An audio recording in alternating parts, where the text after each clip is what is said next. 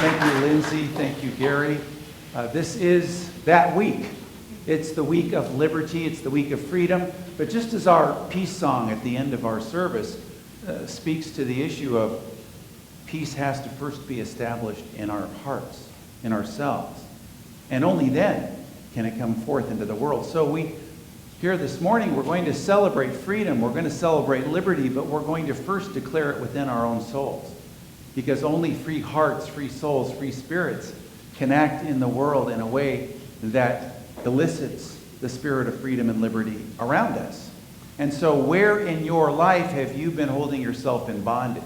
Where in your heart have you been keeping yourself from being free? What are the things that you need to do to create a space for God in your heart? That's one of the things that came forth this morning, and I brought it into our meditation time, was I want to create a space for God in my heart, a room for God, a sanctuary for God. I mean, look around the room. This is a beautiful sanctuary, isn't it? And wonderful people here. And you look around and there's beautiful trees and flowers, and we're so uplifted by the beauty, both the natural beauty and the architecture of this place.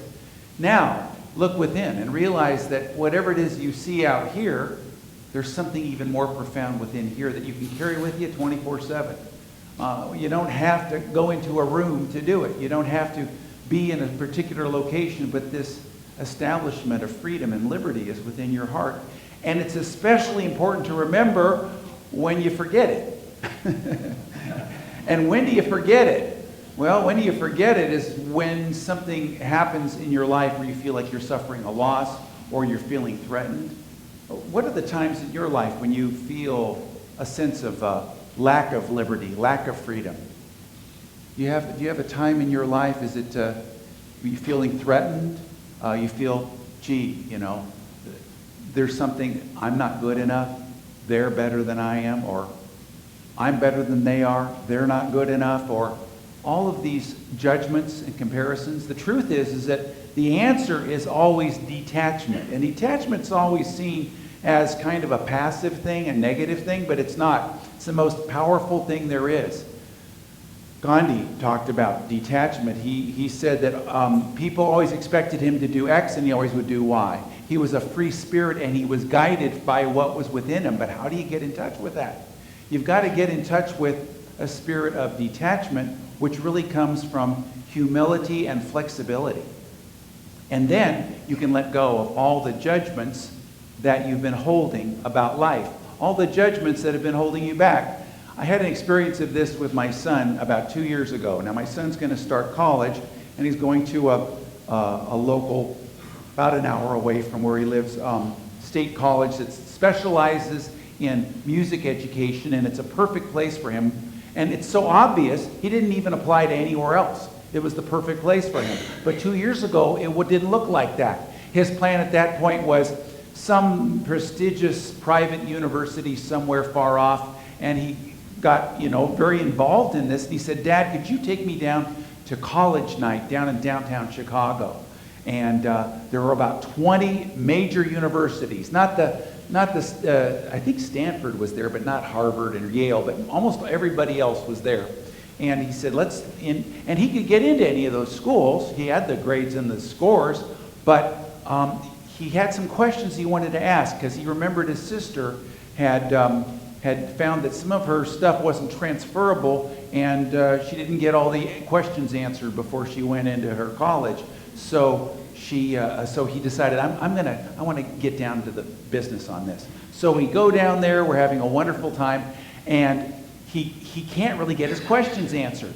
There's so many hundreds of students there for these 20 colleges that there's just big long lines. Maybe they'll answer a question just offhand, but they would never really give him the information he needed. And he finally gave up because we were also scheduled to go to a Chicago Symphony concert. He'd never been to the Symphony, and I figured that we'd go there. So I bought the seats in the Chicago Symphony with the best acoustics, because he's a music guy, which are, of course, the nosebleed seats at the very top of the 5th balcony. And I'm not kidding, 5 balconies, and you use stairs to get there. And we sat there. We had a wonderful time.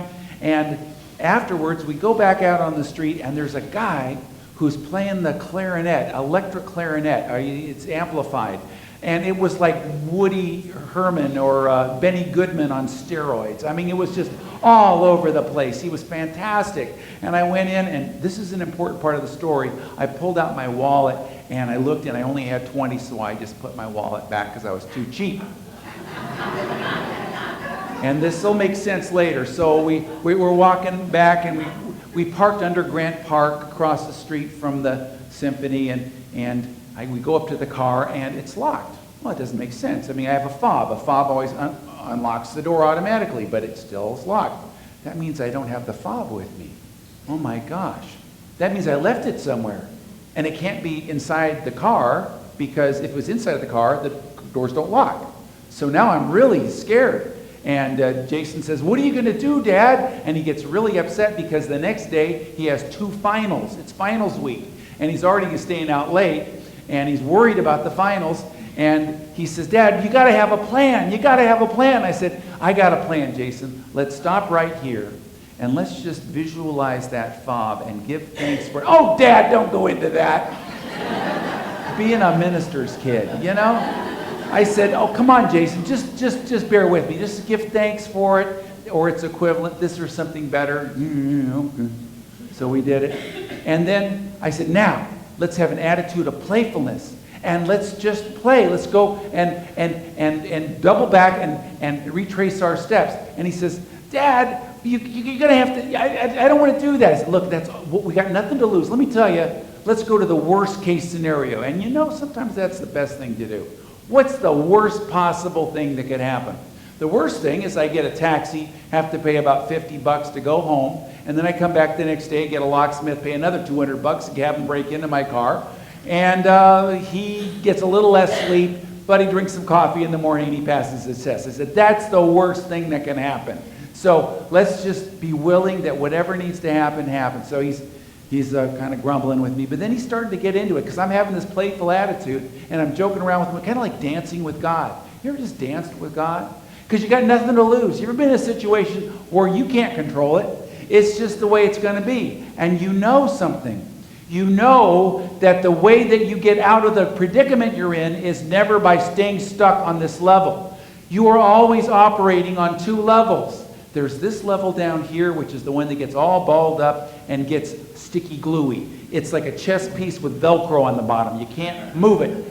It's like this stuck kind of energy. But up here, what is this attitude? This is attitude of joy and enthusiasm. It's flexible. It's humble. It's detached. It doesn't have any judgments at all. And you say, where is that? What is that? How can I find it? It's always there. It's always been there. It's who you were at the beginning of time. It's who you are now. It is that which you are growing into. It is the Christ in you. It is your higher nature. It's that bright self. It's that shining self. And you can always lift up into it and then move ahead. I lift up into it and I move ahead. Together. I lift up into it and I move ahead. So we're going along and he's starting to loosen up a little bit because you got to loosen up.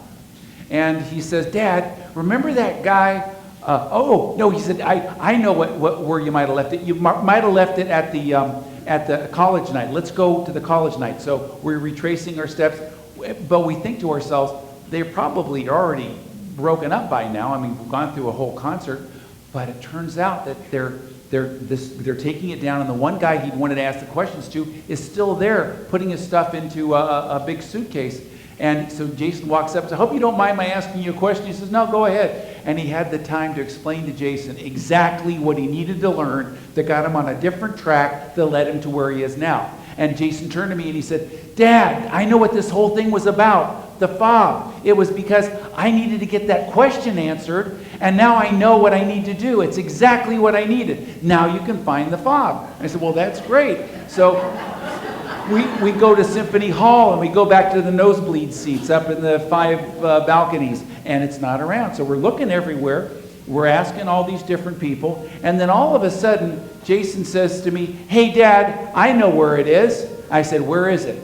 He said, I know exactly where it is. Remember that guy that you were too cheap to give your $20 to? I said, yeah. He says, yeah, you took your wallet out and you probably dropped your fob. And I said, okay, well, let's go. And the guy was still playing. He was still playing so beautifully, but there was no fob. But I stopped him as we were leaving. I said, wait a minute, Jason. I pulled out my wallet. I put a 20 in his bucket. And Jason said, that's it, Dad. You opened up. You started giving. You got loose. And so now we're going to find the fob. And I said, well, that's great, Jason. And so we're walking along, and he's really now getting into this attitude, and we still haven't found the fob. And then he noticed out on the street, right in Grant Park, there's a guy who sets up a bunch of chess tables, and he plays chess against multiple people, and you have to pay him like $10 or something. And Jason said, hey, can I play chess with this guy? And I said, Jason, I'm going to call the tow truck company now. And let's be playful. I said, Jason, let me do this. And it's going to be an hour before the tow truck comes. I said, go ahead, play with this guy. And so they're playing. And then all of a sudden, something weird happened. There was some kind of really shady guy who came up, and I just didn't feel good about it. So I said, hey, Jason, I think this is a sign. We need to go back to the car. What does it mean to go back to the car? The tow truck's not going to be here for another 40 minutes. I said, never mind, we're going to go back to the car. And he says, oh, okay. And so we're walking down there, and then we see the people who run the garage. They think we're the funniest people in the world. They think the whole story is hilarious. But we go, and we're talking to him, and I say, well, Jason, let's go down to the car. He says, it doesn't make any sense, Dad, because the fob's not down there. You've already looked. I said, let's just go down to the car. We go down to the car, and I go to the driver's side, and I say, it's locked. It doesn't make any sense. If it was inside, Jason said, yeah, I get the feeling it's inside the car, but it doesn't make any sense. I said, and I drove into the passenger side, and click, it opened. It was in a certain place where it wasn't talking to the driver's door. It was only talking to the passenger door. The whole thing was a divine setup, so Jason would get his questions answered, and so I wouldn't be a cheap S-O-you-know-what, and I would loosen up and start giving. It was a great, and so I can give you this story today, because it's a good instructive story of what? Of being like a child. I talked about it's important to detach, be flexible, be humble. Well, that's a child.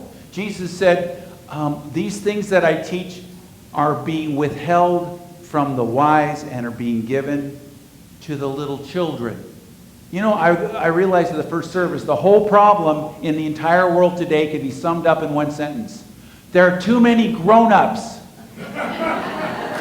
Too many grown-ups. There's not enough children. And do you remember there's a child inside of you that wants to come out and play, that gives you all your answers, that has that Christ-like wisdom, that's detached, that is flexible, that is humble, and that has no space for judgments. That child lives in your heart, but here's the deal. Have you forgotten about that child?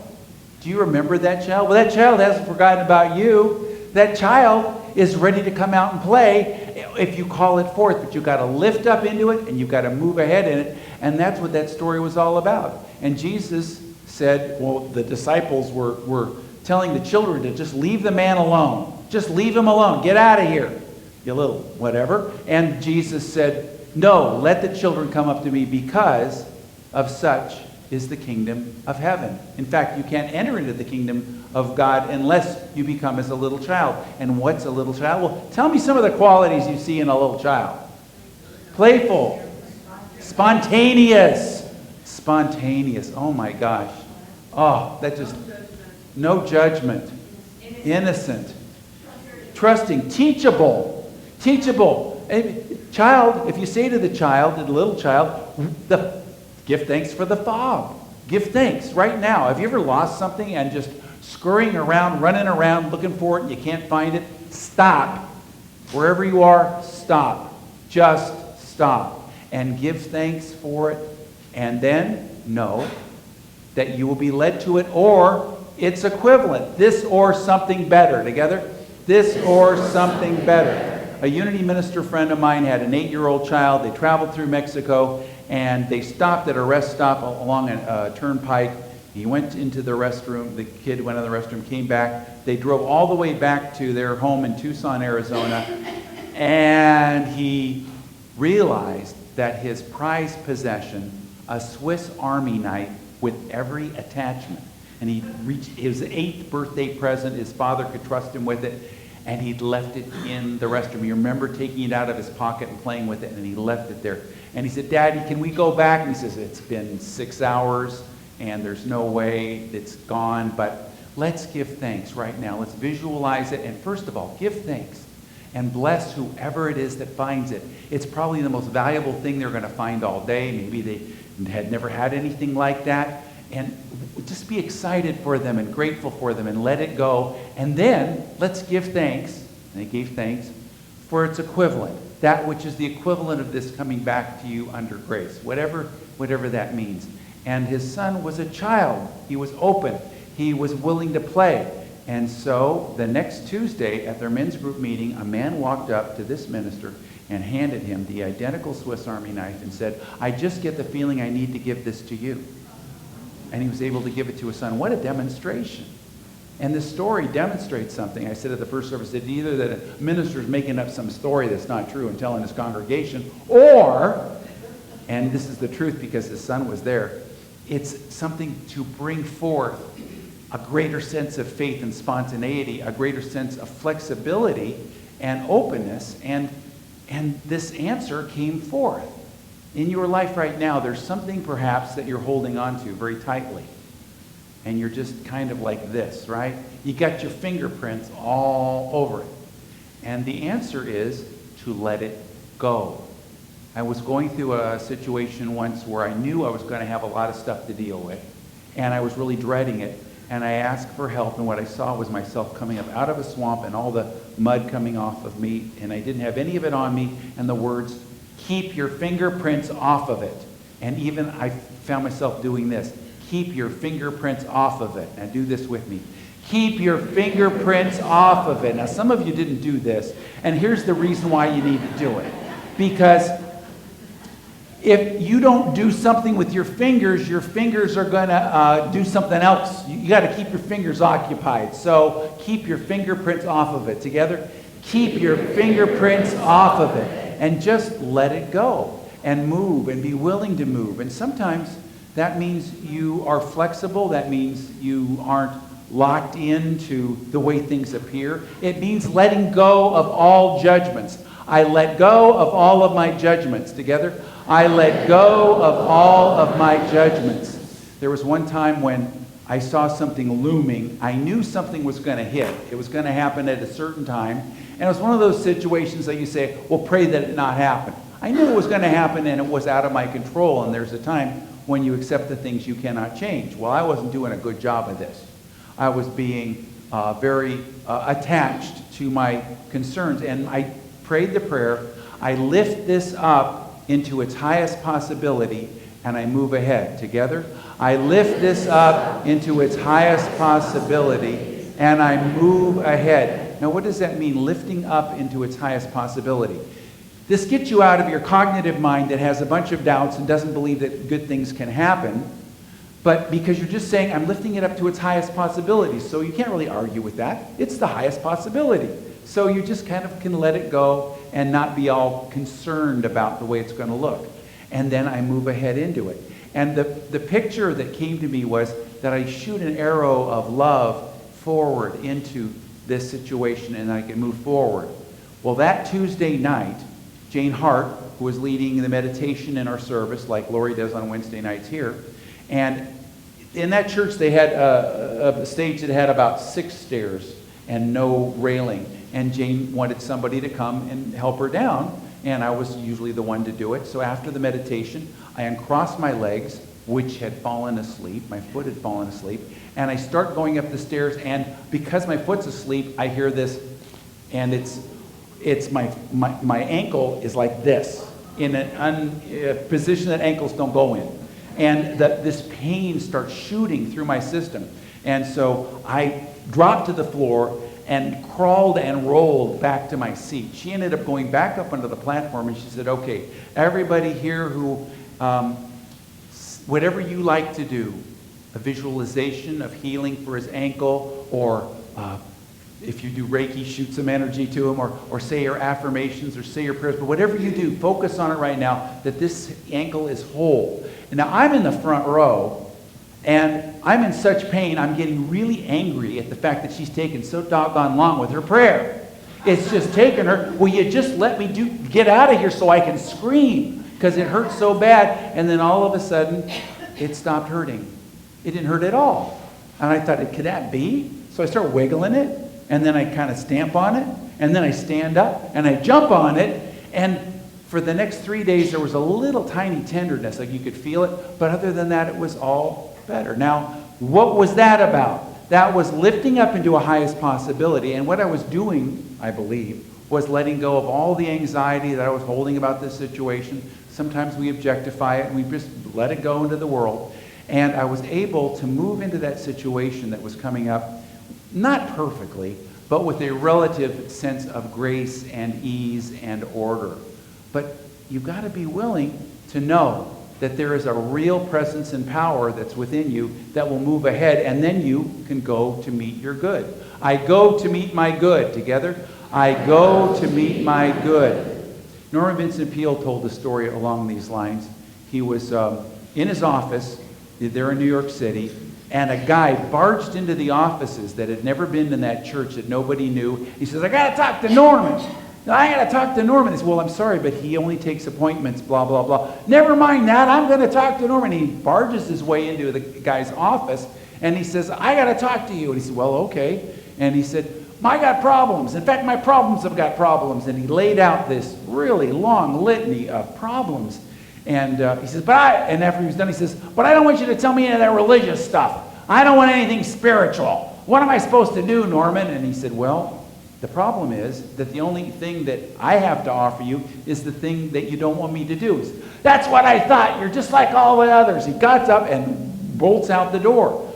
Well, and besides feeling a little relieved, Peale thought, what can I do for this guy? Well, I'll just shoot him an arrow prayer. Now, what's an arrow prayer? I shared it a second ago about how you can put heart energy forward in your life and move into it. But in this case, he imagined an arrow of love coming from his heart and getting the guy in his heart and blessing him. And then Peale let it go. 10 minutes later, the guy is back in the office. He's louder than the first time and more agitated. I got to talk to Norman. He said, I'm sorry, sir, but you can't go see him. And Peale came out, and he says, what is it this time? He says, what did you do to me? He says, what do you mean, what did I do to you? He says, I don't know. I went down to the corner of Fifth Avenue and whatever, and everybody's head started glowing. And everybody started vibrating. And everybody's face, they all looked so kind and wonderful and loving. And believe me, in New York City, I've never seen that before. He says, and it was so wonderful. And I just felt like I just was in love with everybody. And I thought, it was Norman. Norman did this. So what is it that you did? And he says, well, it's the thing you didn't want me to do. And he says, well, tell me about it. So he told him, I sent you this prayer, an arrow prayer. And this guy listened. And he said to Norman, he handed him his card. He says, look, if anybody ever doesn't believe any of this stuff and they're like me, you just give them my card or let me talk to them. And 5 different times, Peale said, over the several years. The guy never came to his church, but he'd call him to come in for a counseling session or to talk to somebody who was really stubborn and tough. And this guy, all of his problems had worked out as well. And he'd done it in faith. And he never was going to go to church. That wasn't his style. But it's not about that. It's about an energy and a vibration that is within each one of us.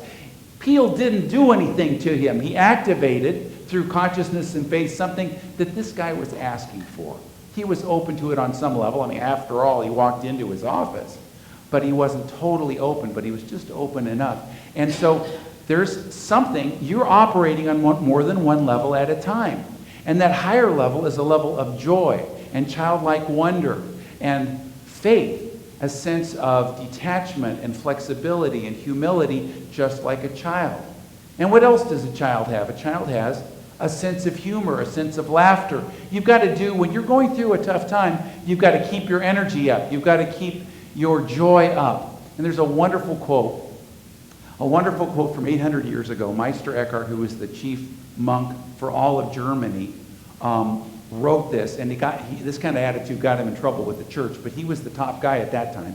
And he said, you want to know what happens in the core of the Holy Trinity? I will tell you.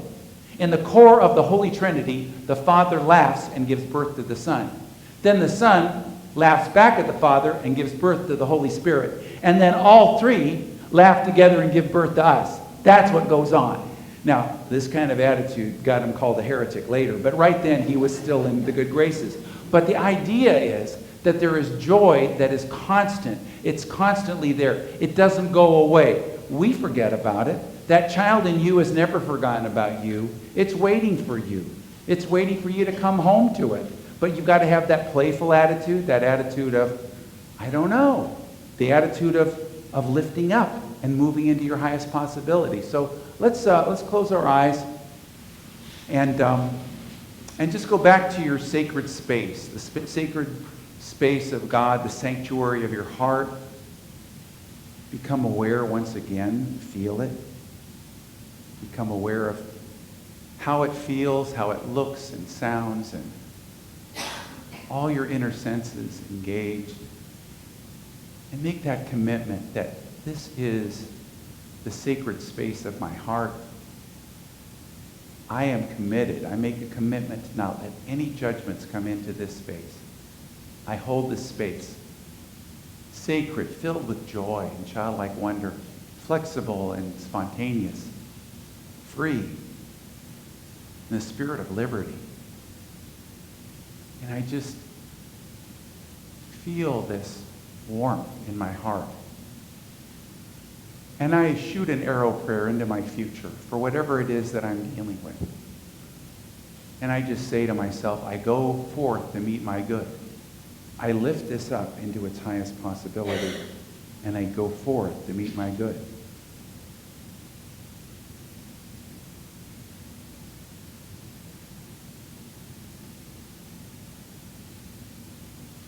And now with that spirit of enthusiasm and excitement and joy, I just say, thank you, God, thank you, God, thank you, God. And so it is. Amen.